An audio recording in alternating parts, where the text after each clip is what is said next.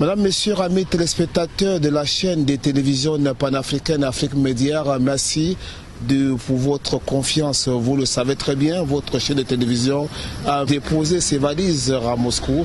Question de visiter cet impressionnant pays.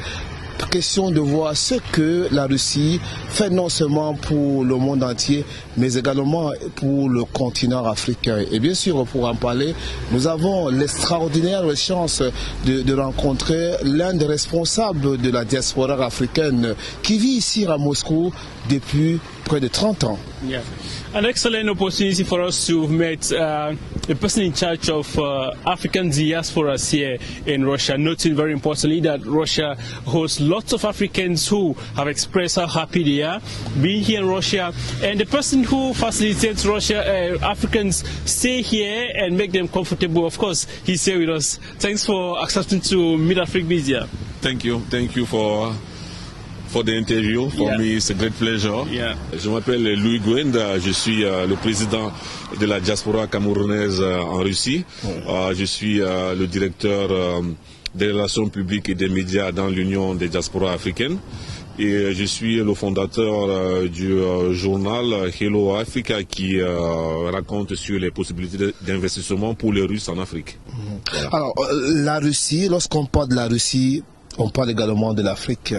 Que vous connaissez très bien. Oui. Alors, dites-nous un peu aujourd'hui, comment est-ce qu'on peut expliquer cet intérêt de la Russie par rapport au continent africain, vous qui vivez ici à Moscou? À mon avis, l'intérêt pour la Russie a toujours été grand. Mais vous savez, chaque pays passe des moments dans son histoire. Il y a eu des moments dans l'histoire de la Russie où ils ont été un peu silencieux. Mais vous vous rappelez bien que depuis le temps de l'Union soviétique, la Russie a mis beaucoup de fondations dans la Russie et il a commencé ils ont aidé l'Afrique pour l'indépendance et ils ont préparé beaucoup de cadres et ils l'ont toujours fait. Et maintenant qu'ils se trouvent dans une situation compliquée, difficile, parce que leur vecteur quand même était plus orienté vers l'Europe, l'Amérique, ils se sentent obligés de retourner vers l'Afrique. Même pas que de retourner, en fait, juste de changer de priorité, parce que, à mon avis, ils n'étaient pas partis, c'était juste une question de priorité.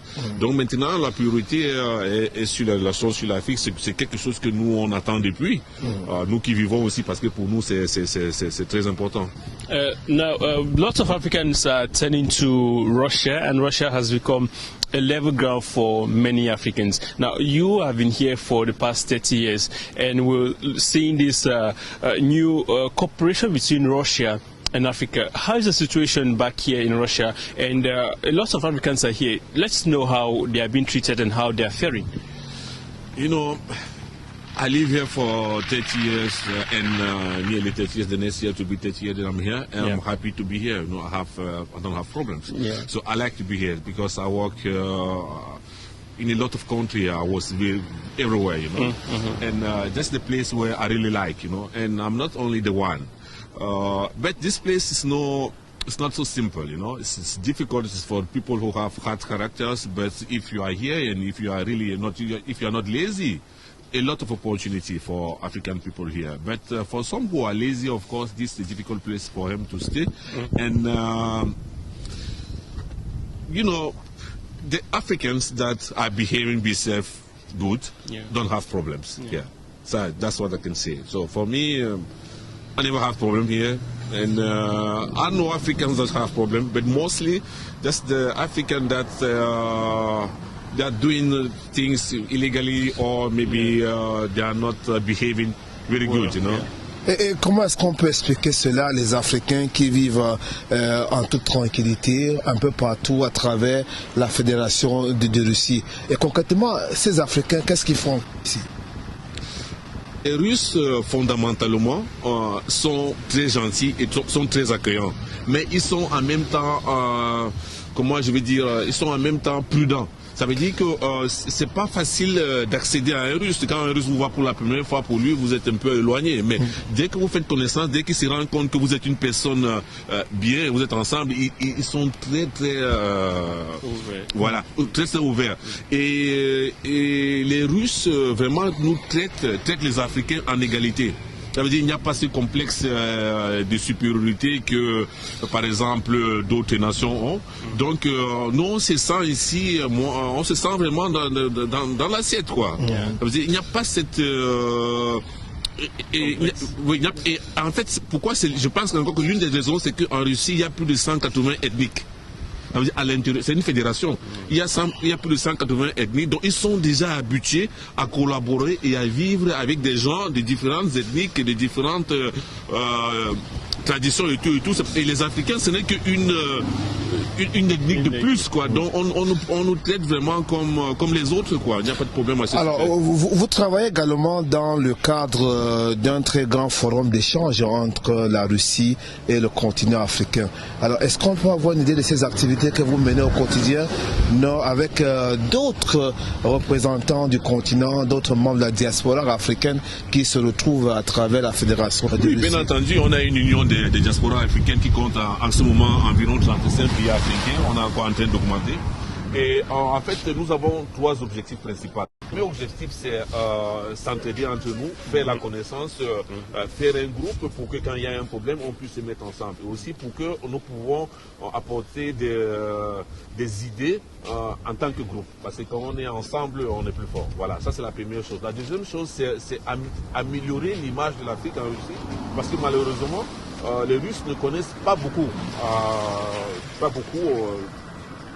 des choses concernant l'Afrique. En fait, c'est même la même chose. Même en Afrique, on connaît très peu la Russie. En fait, c'est la même chose. Donc nous essayons, à travers nos actions, de faire la publicité de la culture africaine en Russie.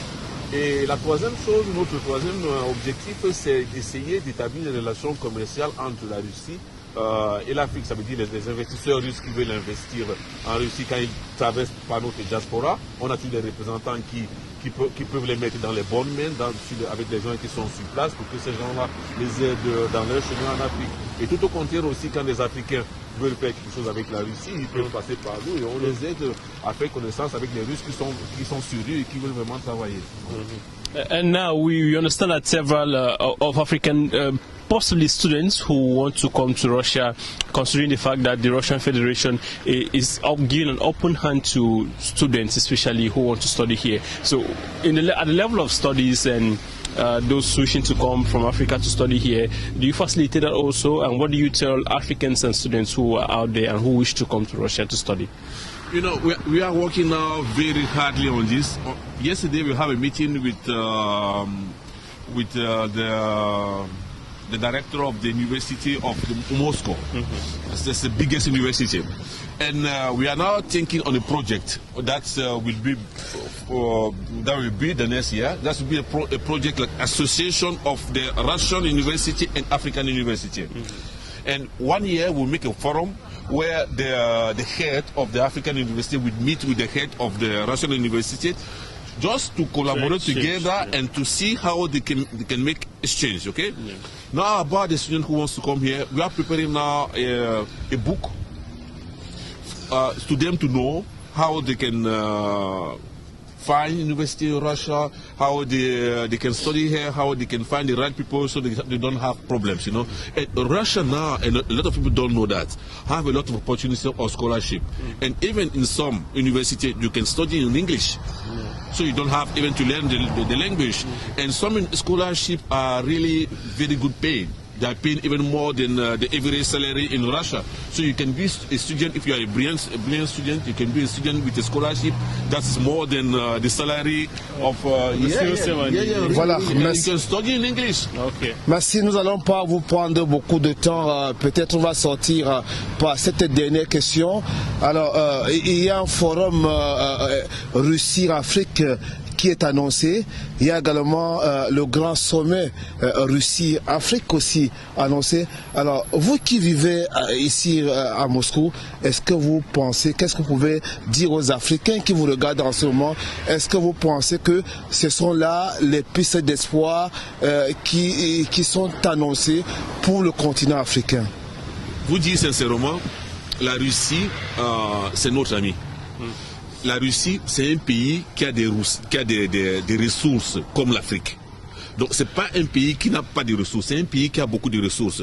La seule différence, c'est que nos ressources en Afrique, malheureusement, sont très accessibles. Les ressources en Russie ne le sont pas.